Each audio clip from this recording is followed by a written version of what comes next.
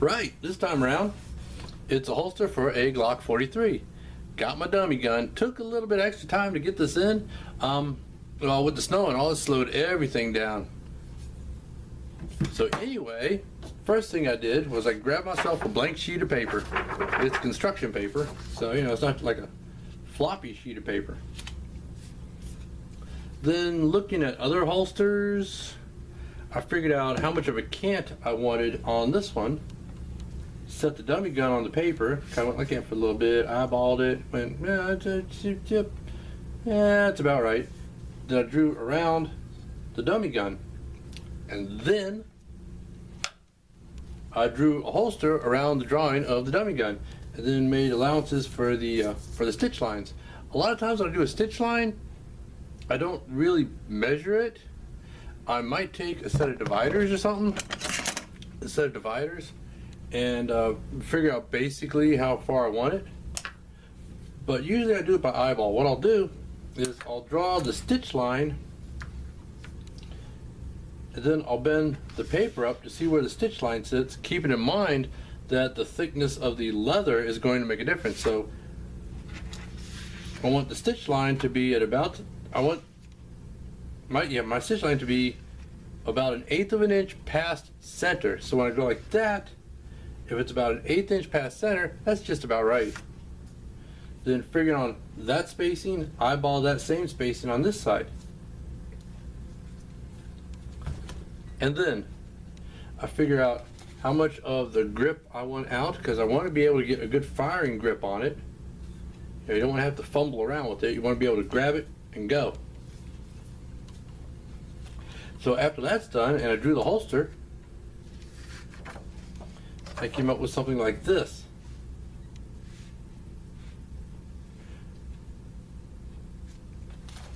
And you can see how the dummy gun sits in there.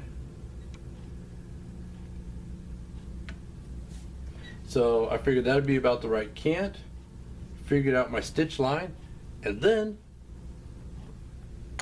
I took this and traced it onto another piece of paper. Now this is my pattern. And after I drew this, I cut these along the stitch lines. So that means I'll take this, trace it onto the leather, and then I'll take these pieces and trace these onto the leather. After I cut the leather out, of course. And those become my stitch lines. Got the stitch line there, and the stitch line there.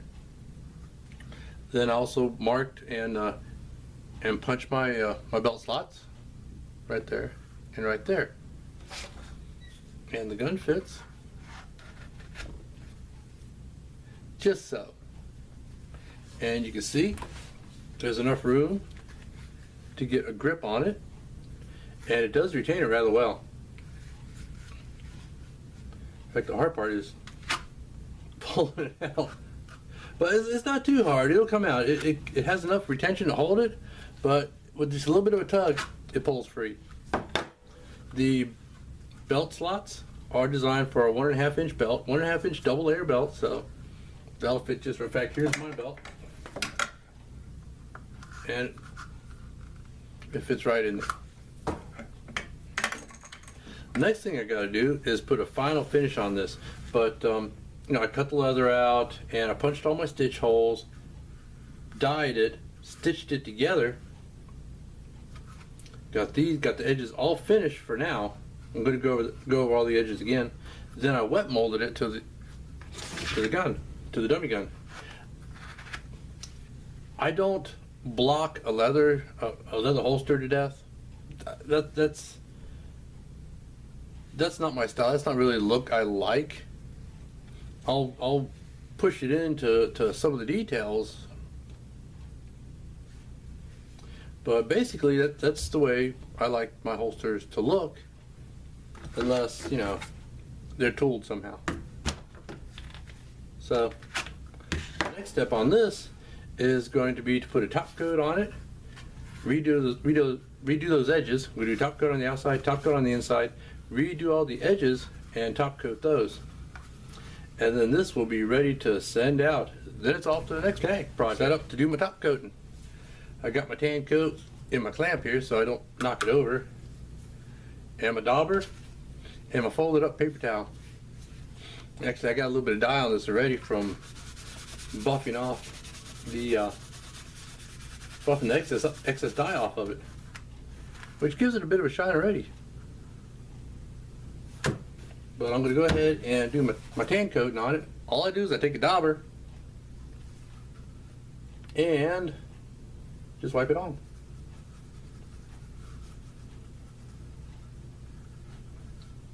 Now I want to make sure I get that stitch line and get it down in there to protect those stitches.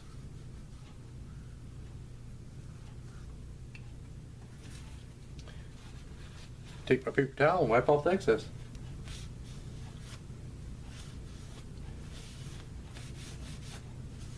And that'll leave a thin protective layer. But once it's dry and it's all buffed out, it's really nice and shiny too.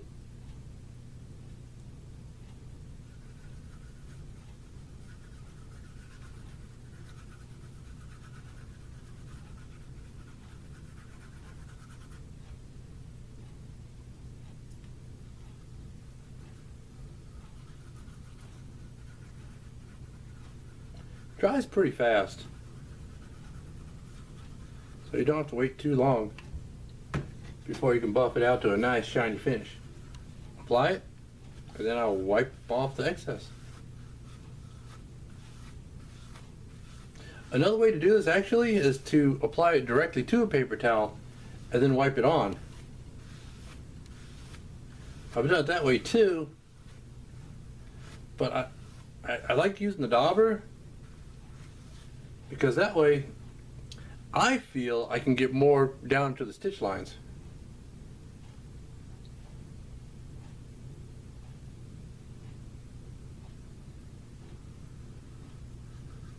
Because you want those stitch lines protected.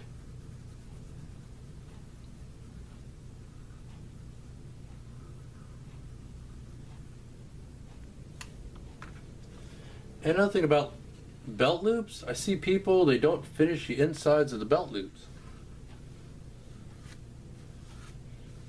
I feel it detracts from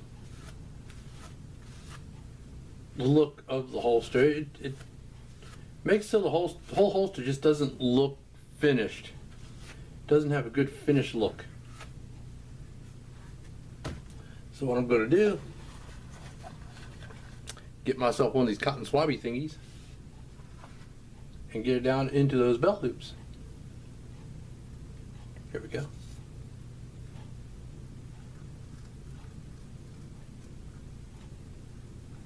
Now the edges are all burnished and gum tragged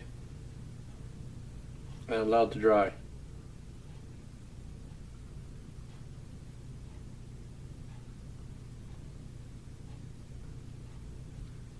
Edges are all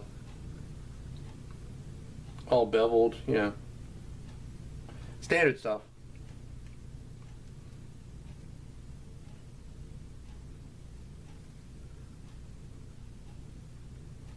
You don't really have to be too careful when you're applying a finish like this, because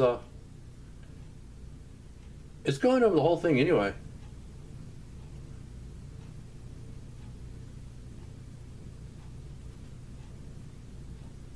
Now I'm going to keep at this, and I'm going to do the back side and the edges and everything else, and then we'll come back and buff it out. It's pretty much done. I'm just going to give it a little bit more time to dry, like another day or so, and then off it goes, and it's time to start the next one. I'm going to keep buffing it a bit. I'm just using the back side of the paper towel. And that gives it a nice shiny finish. And I'm going to keep burnishing at these edges to get them nice and pretty. Well, also, I'm going to get some pictures, and then, like I said, off it goes, and then it's off to the next one. Here's the front side.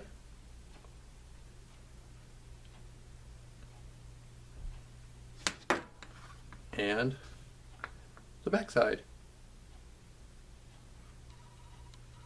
Edges, across the top, and the bottom. Yeah, a little more smooth on those edges. That's the thing. Edge burnishing isn't just one quick step. It's the whole, all the way through, the whole process. From when you first cut it and cut the edges, all the way down to the final finish.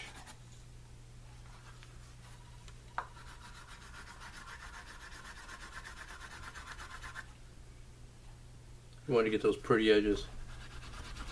I think I mentioned in another video that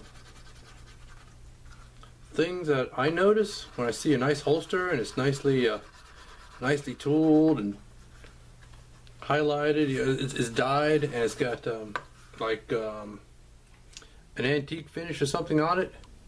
Looks really good, but the edges are ugly, and that just ruins the whole thing for me. Sometimes the stitching's ugly. You gotta take your time with these things.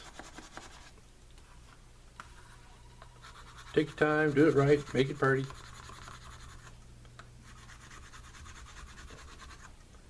When people get stuff from me, they know it's not going to be there really, really fast. If you want something fast, you know, just go down to your local gun shop and just buy something off the shelf.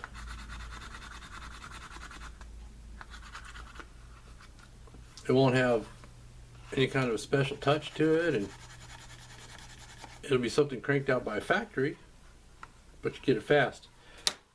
On mine, I like to give them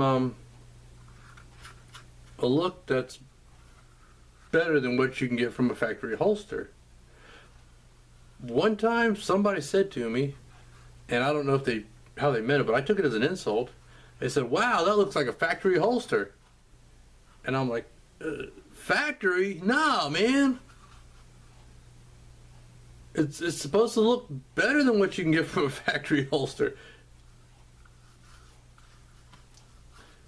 Why would somebody want a custom holster if it looks like something you can get from a factory?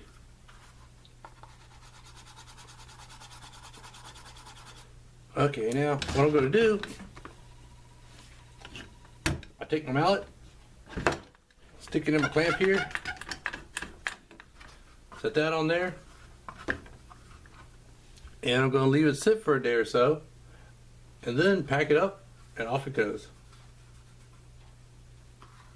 Next holster is going to be for a Smith & Wesson 5906, and I'll see y'all when I get that started. Bye.